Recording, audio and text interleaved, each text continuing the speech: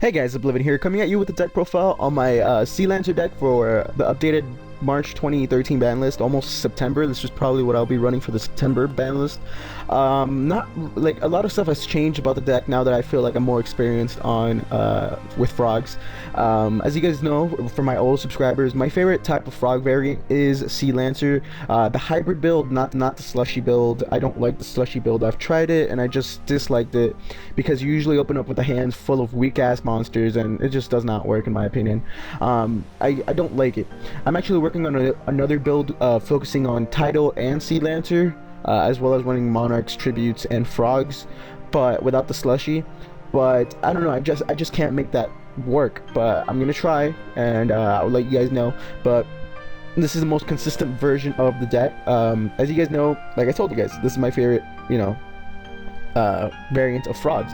This was the deck I was planning on making in real life, but then I stopped gathering all the cards because I started focusing more on on my beast stun deck. But I still want to pick up this deck. It's so fun, it's so good, and it's also very viable. And you guys will be seeing, if you guys want, on my channel there's a couple of duel videos on it using it, and I will be doing more duel videos with Sea Lancer, so yeah. Anyways guys, let's just get to the deck profile. So we're running 3 swap frog. He is your main frog of the deck.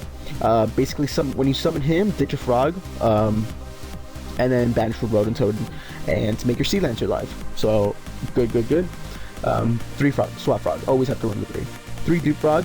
Like I said guys, this isn't Frog Monarch, so you don't run the 3 Treeborn and no Dupe Frog. You don't do that. Dupe Frog is here to search out your frogs, like Swap Frog of course, as well as Rodent Totem Food to banish and to plus off a Sea Lancer. 2 Poison Draw Frog. This is more of a useless frog, quote unquote, but you still plus off it with Sea Lancer. When you equip it to Sea Lancer, if Sea Lancer were to get destroyed and you send this card to the graveyard, you get the draw, because it still face up on the field. So you still get the draw. By the way, like, they heavy storm the field while you control equips with Sea Lancer, they don't miss timing and you still get all their effects. So that's a pretty neat stuff with Sea Lancer. 2 Rodent Totem.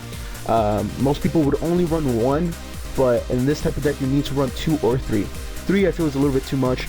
2 is the perfect number, even though sometimes I do wish I had 3 Rodent Totem, but still, I would not change the number. 2 Rodent Totem is perfect. Basically, Rodent Totem is the main card of the deck almost.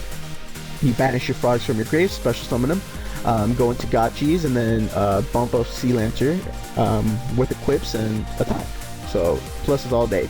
And the 1 lone Treeborn Frog. Treeborn Frog, you only need to run the 1 Treeborn Frog in Sea Lancer, because even if Treeborn Frog gets like Book of Life, I don't know, for those rogue decks, or gets banished in any way, you can still bring it back and reuse it with Sea Lancer, because Sea Lancer equips any number of aqua, fish, whatever, yada yada, from the banished zone to this monster. So yeah. 1 Dark Dust Spirit, because it's one of the better tributes. I was debating on maining this or Vanity's Fiend, since I really don't special summon all that much, except for the frogs. But then I was like, you know what, Dark Dust Spirit is just too good. So I just decided to main Dark Dust Spirit because it can walk in Dark Hole. And one thing you could do is, if you fear that your opponent has like a bottomless or a Solemn Warning or Judgments you could set, you could always tribute, set this card, they attack into it, and they still get the effect because it's a flip effect as well. So it still gets its effect to blow up the field. So yeah.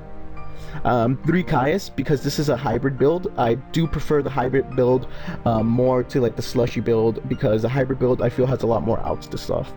Plus the slushy build is actually a lot more expensive. Because you have to put money for Big Eye and all that type of stuff, because yeah, that's what the slushy build does to you.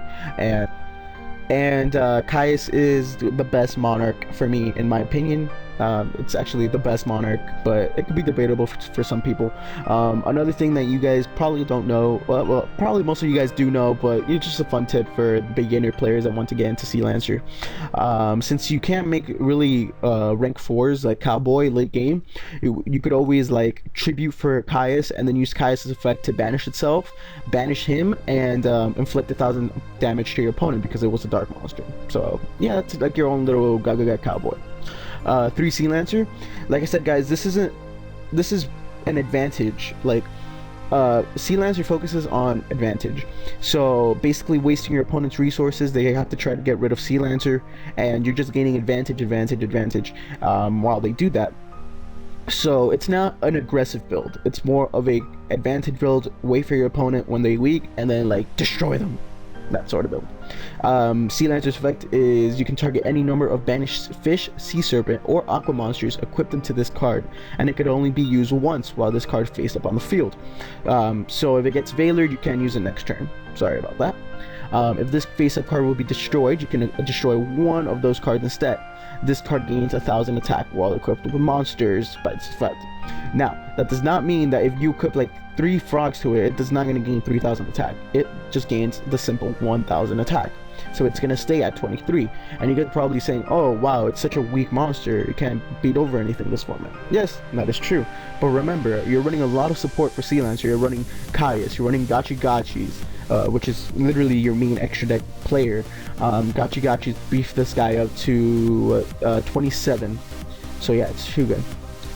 2 Light and Darkness Dragon, because like I said, it's super easy to like tribute in this deck. Light and Darkness Dragon is here to like waste your opponent's resources. Again, you're gaining advantage while they're losing advantage trying to get rid of Light and Darkness. You're gaining advantage by drawing and yada yada yada. And plus, I'm also running the 2 Light and Darkness Dragon because it reuses Sea Lancer, because when Light and Darkness Dragon gets destroyed, you get to special summon a monster from your deck. So when they attack Sea Lancer, when they attack the Light and Darkness Dragon, you special summon the Sea Lancer.